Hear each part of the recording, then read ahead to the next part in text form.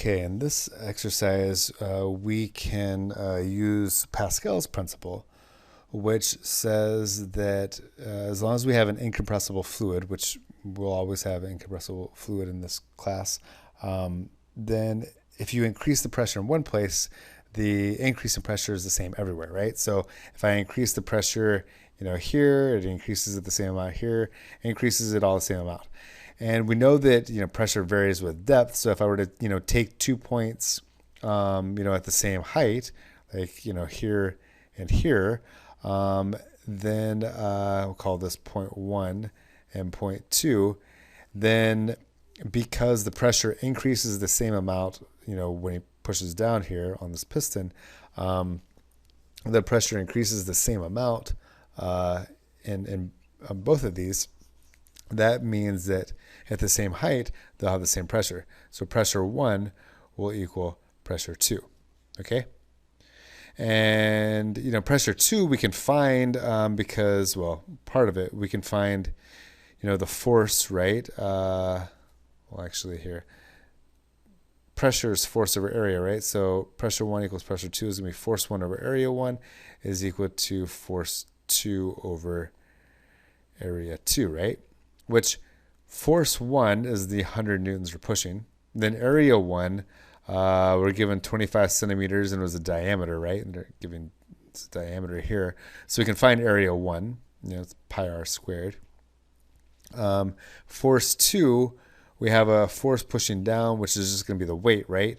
So that's going to be, we have 3,000 plus 500 times g, right? So we have 3,500 times 9.8. That's our downwards force over there, force 2. Okay? So, we're looking for the diameter, which is going to be in area 2. So let me just solve this for area 2. Multiply both sides by area 2 and area 1. Divide both sides by force 1. We get area 2 is force 2 over force 1 times area 1. But area is pi r squared, right? So let's take this a step farther. So we have pi r1 squared is equal to f2 over f1 times pi r2 squared, right? The pi's cancel, right? And so we have taken the square root of both sides. R1 is going to be plus or minus the square root of R2 squared F2 over F1, right? Oh, how did that get so messed up? I'm so sorry. It's not area 2. This is R2 and this is R1 because there's area 2 on the left. Sorry about that. So this is R2 and this is R1. Okay. Apologies, messed up my subscripts there for a second.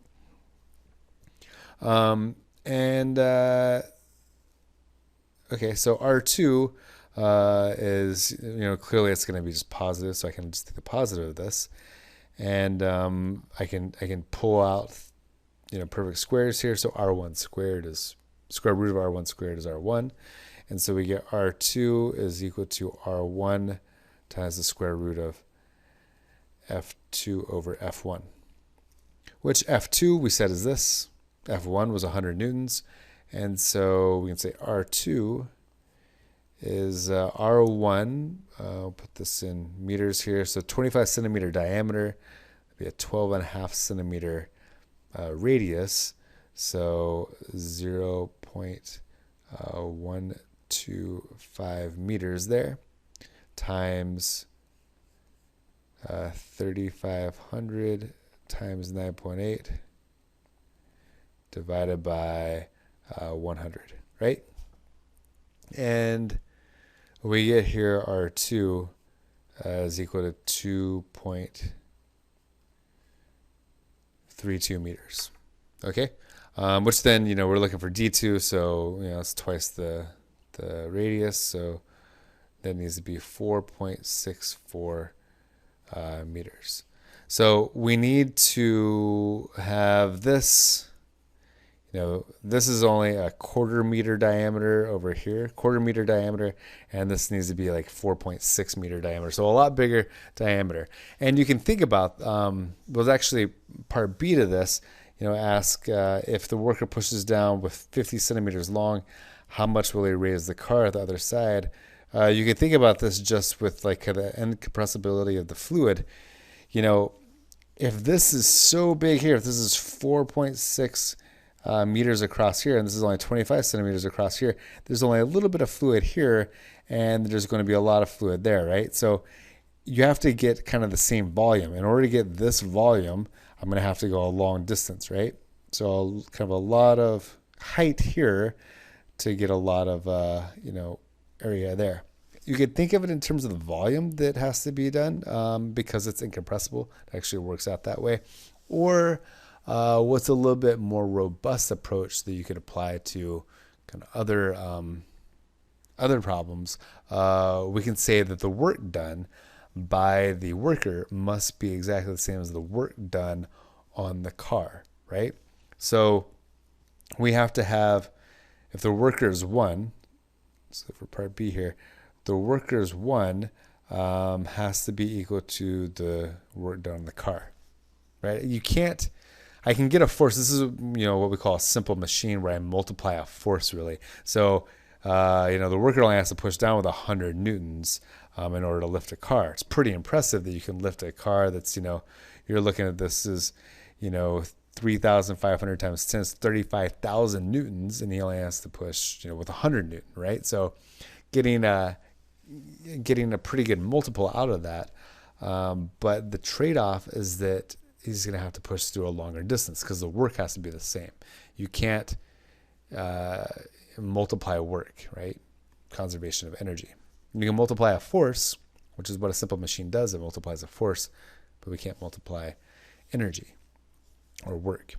So the worker, the amount of work the worker does, this is just going to be force 1 times distance 1. Let me call this, instead of D, I'll call it S1. So force 1 times distance 1, and that has to be equal to force 2 times distance 2, right? The work done by one is the work done on the other.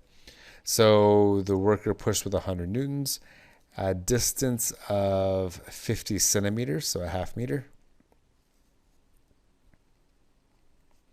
So that's only that's 50 joules of work, right?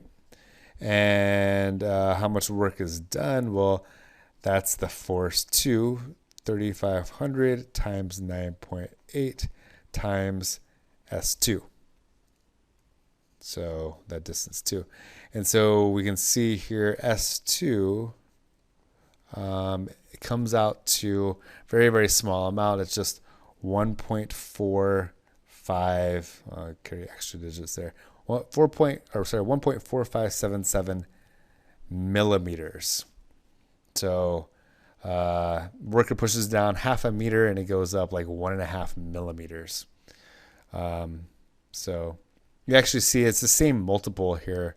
The ratio of the forces roughly gets out, what is this, 350 times as much.